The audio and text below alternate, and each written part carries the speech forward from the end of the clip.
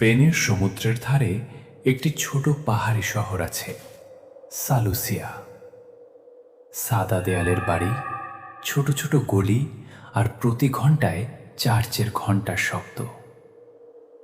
দিনের বেলায় জায়গাটা একেবারে পোস্টকার্ডের মতো সুন্দর লাগে, কিন্তু রাত নামলেই সেন্ট লুসিয়ার বাতাসে এক অদ্ভুত ঠান্ডা ভাব মিশে যায়। এই গল্প 19 বছরের ম্যাটিও গুরেরোকে নিয়ে, যে সম্প্রতি স্পেনের মাদ্রিদ থেকে সালুসিয়ায় এসেছে। সে একজন আর্কিটেকচার স্টুডেন্ট, পুরনো ইউরোপিয়ান শহরের বিল্ডিং নিয়ে স্টাডি ও ডকুমেন্টেশন করে। সালুসিয়ার পুরনো চার্চ আর 100 বছরের বাড়িগুলো তার গবেষণার অংশ ছিল। শহরটা সুন্দর হলেও ভীষণ নীরব। ম্যাটিও লক্ষ্য করল, সন্ধ্যা নামলেই সবাই তাড়াতাড়ি বাড়ি ফিরে যায়। অন্ধকারের পরে কাউকে বাইরে দেখা যায় না। এক সন্ধ্যায় ম্যাটিও চার্চের পাশে থাকা পুরনো কবরস্থান নিয়ে গবেষণা করছিল। সেখানে সে এক অদ্ভুত জিনিস দেখতে পেল। একটি কবরের পাশে ভাঙা বিয়ের মণ্ডপ দাঁড়িয়ে আছে, যেন কখনো সেখানে বিয়ে হয়েছিল, কিন্তু হঠাৎ থেমে গেছে। শুকনো ফুল ঝুলছিল, আর মাটির রং অন্য জায়গার চেয়ে অনেক কালো ছিল। সে বিষয়টা তখন তেমন গুরুত্ব দেয়নি, কিন্তু সেদিন রাত থেকেই অদ্ভুত ঘটনা শুরু হয়। রাতে ঘরে কাজ করার সময় সে বাইরে হালকা পায়ের শব্দ শুনতে পায়। জানলা দিয়ে তাকিয়ে দেখে গলি ফাঁকা, কিন্তু এক কোণে সাদা পোশাক পরা এক মহিলার ছায়া দাঁড়িয়ে আছে।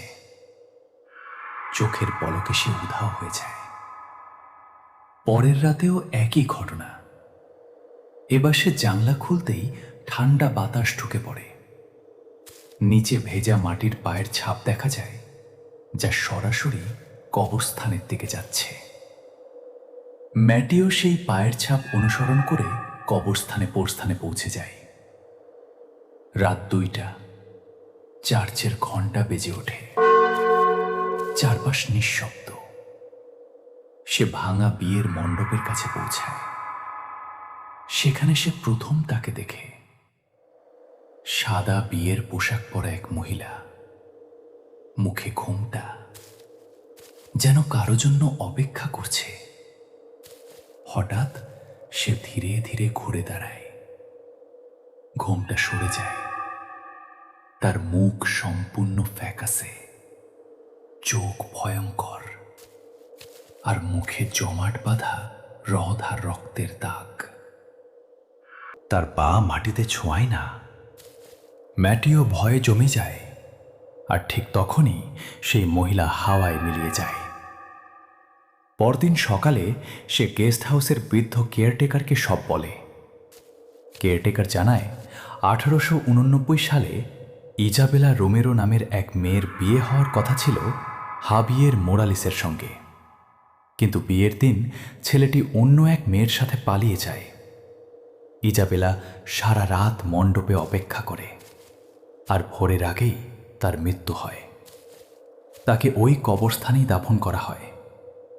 তারপর থেকে মাঝে মাঝে লোকজন সাদা পোশাকের সেই মহিলাকে মণ্ডপের নিচে দাঁড়িয়ে থাকতে দেখে। সবাইতে তাকে ডেড ব্রাইড বলে।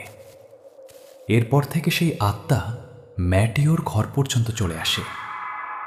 দরজার সামনে ছায়া, নিজে থেকেই দরজা খোলা, আর জানলার বাইরে সেই ভয়ঙ্কর মুখ। সব কিছু তাকে তাড়িয়ে বেড়াতে থাকে। চার্চের পাদ্রী তাকে জিজ্ঞেস করে, সে কি কবরস্থান থেকে কিছু এনেছিল?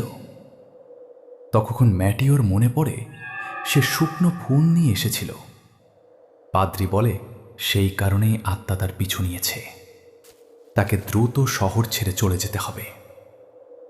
ম্যাটিও পালানোর প্রস্তুতি নেয়, কিন্তু দরজার সামনে আবার সেই ভেজা মাটির পায়ের ছাপ।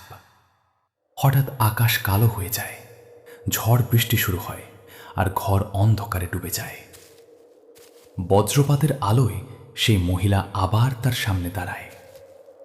কেয়ারটেকার ছুটে এসে দেখে ম্যাটিও চিৎকার করছে, সামনে সেই ভয়ঙ্কর মহিলা। কিন্তু কয়েক মুহূর্ত পর ম্যাটিও উধাও হয়ে যায়। কয়েক ঘন্টা পরে তার মৃতদেহ পাওয়া যায়, ঠিক সেই কবরস্থানের মণ্ডপের নিচে, ভেজা মাটিতে ঢাকা। লোকজন বিশ্বাস করে ডেড ব্রাইড তাকে নিজের দুলোহা ভেবে নিয়ে গেছে।